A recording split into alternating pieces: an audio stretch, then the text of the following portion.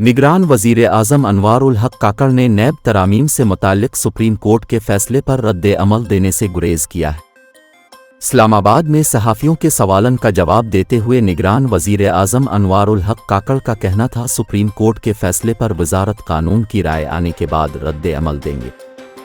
एक सवाल के जवाब में अनवार उल हक काकड़ का कहना था, इंतखाबात की तारीख़ का तयन करना निगरान हुकूमत का काम नहीं है। अगर हम इंतखाबात की तारीख़ का ऐलान करें तो ये गैर कानूनी होगा।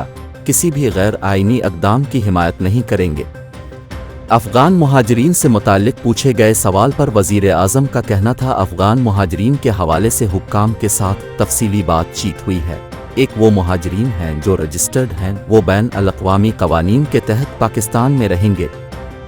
दूसरी कैटेगरी उन लोगों की है जो गैर कानूनी तौर पर पाकिस्तान में रह रहे हैं, उन्हें पाकिस्तान में रहने की इजाज़त नहीं है। और तीसरी किस्म उन लोगों की है जिन्होंने गैर कानूनी तरीके से पाकिस्तानी शनाख्ती कार्ड्स बनवा रखेंगे, एलियंस को वापस धकेलेंगे, उन्हें पाकिस्तान में रहने का कोई हक नहीं है।